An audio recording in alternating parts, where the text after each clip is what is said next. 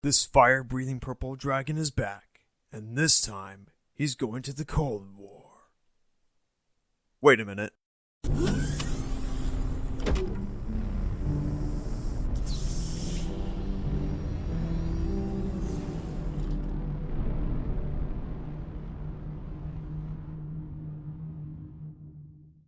Hello everyone, Obscure Titan here with a piece of writing I've been working on for a little while now. Recently I started developing a new crossover series which will take precedence over Mortal Brothers 2019 once that series' last couple of entries are done. What's different this time is I will no longer use pre-existing source material that each series appearing in comes with. So no Pirate's Curse, no Ripto's Rage, no Tales of Berseria. It will have its own lore for everyone involved in it, other than US history, not the woke left-wing narrative. First entry will be a Spyro-related one. Characters such as Spyro, Nasty Nork, Flan, Dr. Shemp, and a couple others that'll join in, aside from a few smaller roles such as Ronald Reagan and the leader of the Soviet Union. Something I want to delve into is how Spyro can be written in Megatronic Legacy. In this essay I want to dive into each different incarnation of Spyro. I'll begin with the classic PS1/Reignited Trilogy incarnation, go into Legend of Spyro, and then finish with Skylanders, though sparingly so since I haven't played any of the games than the former two. Also, there will be major spoilers ahead. If you wish to avoid any spoilers, you can skip to the timestamp that I have on the screen of the video. You can also check out the games I'll mention, but if you're pretty much caught up with them, keep watching. Without further ado, let's get started.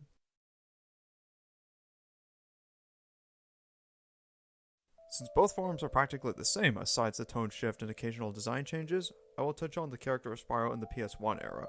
This version of Spyro is depicted as a young, adventurous, and brave little dragon. He'll face whatever comes in his way, he has little patience, and is abundantly cocky. There have been times when he just wants to get to Nasty Nork first before considering on getting the gems, rescue dragons, and their eggs. Later on in the series, Spyro started becoming more chill in his surroundings. We see how he went from a cocky little kid in the first game into a matured and caring big brother to the baby dragons he ended up saving in Year of the Dragon. I believe it's Ripto's Rage when his personality shifted towards where the third game headed. This kind of writing was thrown out of the window when A Hero's Tale came around, and not a single mention about his progression as a character. Well, aside from his battle with Nasty Nork and a few occasional references here and there. The original series, with the release of the DS, resulted in an abrupt halt, as it led to the Legend Trilogy a year after. I'll say this for Reignited Trilogy, it opens doors for a fresh continuity that at least gives a damn for the storyline.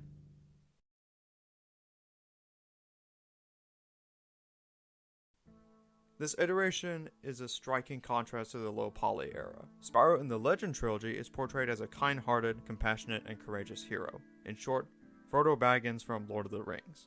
Throughout the trilogy, much of his personality remained as it is, aside from his anxieties of his loved ones growing and his relationship with Cinder and Ignitus. Particularly between Eternal Night and Dawn of the Dragon, when his personality is explored more earnestly. That aside, Spyro grew more headstrong as he's preparing to fulfill his destiny in battling Malefor, and save the world from his plans of destroying it. Hence the purpose of the Purple Dragon according to him. Not much is seen from asides an epilogue of Spyro and Cinder taking flight in the sky, presuming they're dead or just a fragment of where they ventured off to after the world was saved.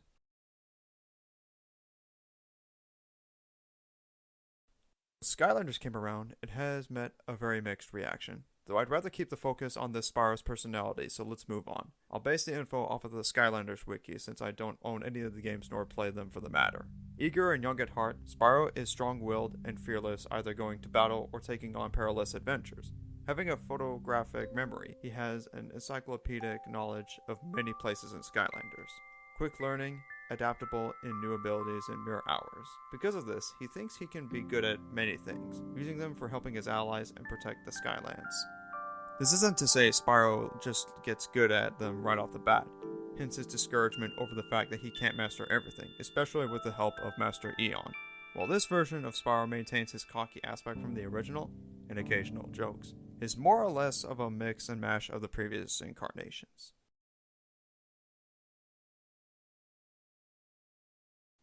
Now that we've covered all three iterations of Spyro the Dragon's personalities, let's dive into the main course of the video. I do want to briefly discuss the premise of the first entry and the series itself first. Megatronic Legacy's main storyline is set between the 1960s and the 1980s, hence the tension of the Cold War between America and the Soviet Union, though the timeline can be stretched out to the 90s with that being the finale and 40s as being part of the origin plot.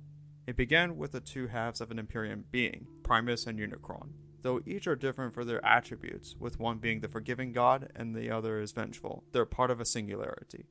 In this series, a legion of satanic beings who fell from Cybertron cast his evil upon various planes of existence as an act of retaliation for his downfall, further dividing many realms as they went. For this first entry in the series, Spyro and the dragons were from the Dragon Island, a continent of Metrospheris. However, a war was declared by Nasty over his ridicule of his hideous exterior, despite his brilliant wizardry and militia, and causes them to flee their home in 1964. Spyro was sent to San Diego, California all alone as the other three, such as Nestor, Magnus, and Bubba fled to other parts of America. As the young baby dragon was left alone, Ronald Reagan saw him and took him in his care. Realizing Spyro's potential as a great ally to the American government, Reagan began sending the dragon into training in preparation for his upcoming adventures. Throughout the 1970s, Spyro became more headstrong as he continues his training, though administrations such as Nixon, Ford, and Carter offer him different tasks along the way. As the 80s came around, Spyro has become increasingly more determined and willing to take on the toughest challenge up ahead, though at the expense of the consequences that come with them as Reagan's election drew near. In my take on Spyro, I plan to primarily use the PS1 Reignited persona as it gives the young dragon a good nod to what he stands for. However, I also want to bring in other personalities to him. For Legend, I think becoming attached to Reagan as a father figure for Spyro will give him motivation to overcome tasks. While this can be considered a strength for him, it can also be exploited as a weakness. Maybe he's become too cocky to the point where Spyro can just surpass anything, despite the odds that could turn in the favor for Nasty Nork and the Soviet Union. Maybe because Spyro tends to get a little emotional over certain areas in task performing. Maybe it could be because he's aiming to be a perfectionist. Things like that could come into light with his arrogant attitude, but also allowing the more compassionate traits to go hand in hand. One thing to consider is having another character that could accompany him for the development of Spyro's character, Flan. In this iteration, Flan is an Autobot Angel trainee who is tasked by the Primes and Crystal Lamington to watch over those who are destined to wield the Matrix of Leadership. Spyro, aside from Shantae and a few others, is one of them to be destined to wield it. Flan will likely have a similar way in Spyro's personality, other than coming off as a big sister to him. This brother-sister relationship can be used as a means to develop Spyro, where that can help him to be more of a leader from both Flan and Reagan's influence. As the series goes on, Spyro matures and sees the importance of the consequences after learning from his mistakes. As a young dragon in the 60s and 70s, he becomes more open to Flan's criticism, his perfectionism is declining, and willing to accept others' perspectives. Spyro's inability to accept criticism can be used as a sign of his weakness and a way to improve on teamwork. Let's say if it were an Avengers-esque team consisting of him, Conker, Shantae, Buzz Lightyear, Smokescreen, and Flan. If Spyro ends up being the leader, he'd have to learn to be more humble and open to his crew. He also needs to understand that a leader isn't a royal king who get his pawns to do all the work. Spyro would consider looking out for the safety of his crew, but also learning to trust his friends to fulfill their duties at the same time. Just like Reagan built trust with the American people in tough times, Spyro would need to do the same for his allies. If there were to be a global threat such as Nasty Nork's revolutionary Soviet regime, Spyro would need to consider different options on overcoming him and his communist partners. Another could also include a Chinese cyber initiative under Sector's rule, partnered with Zurg and Etna. The combined forces could be a proven real challenge for Spyro to handle, since 3 world leaders can overpower 1. Spyro can learn to adapt to forming alliances with chaotic neutral forces and to aiding him in fighting Sector and other demonic regimes. Throughout Spyro's journey as an intergalactic hero, Flan has warned him that challenges ahead will be more difficult than the last, and determined his fate as a potential wielder for the Matrix. This also pits select few heroics to challenge him to earning it. As the late 80s and early 90s roll around, Spyro has become an admirable leader at this point, understanding the consequences of the actions he and his crew make to protect their home worlds, America, etc.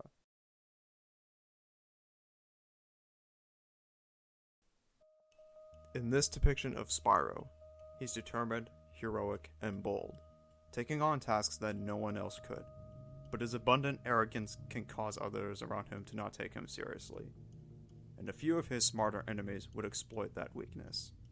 Nasty Nork, being a slight polar opposite to him, would already be proven a challenge for him to take on alone. So to battle combined forces of evil would be suicide. While he's eager to try new things, Spyro's perfectionism gets the better of him and tends to get upset with those who criticize him. Despite this, Spyro cares for the well-being of those he cared for and will protect them at all costs. His favorite things to do in his off time is to fly across landscapes and roasting sheep, whether if it's in the west coast of America or in Switzerland, just to name a few examples. He will occasionally make jokes, resulting a select few Karens to go on a tangent over something that isn't a big deal. Sometimes he will make fun of atheists, some Jehovah's Witnesses, but will largely be far in between.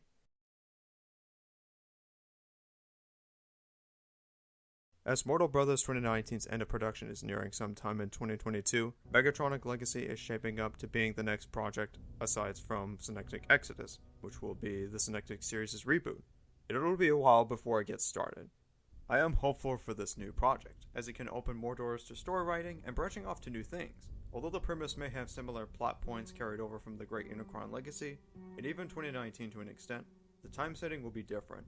For a while, I largely set the timeline to the 2010s, and only recently the 2020s. Sometimes it can be branched off to earlier decades and centuries, but this one taking place in the Cold War can really be a neat way to start things off fresh from the current to the past decade. Thank you all for watching. This is Obscure Titan. Feel free to subscribe, and I'll catch you all next time. Over and out. Besides, he is ugly. Ugly? That does it!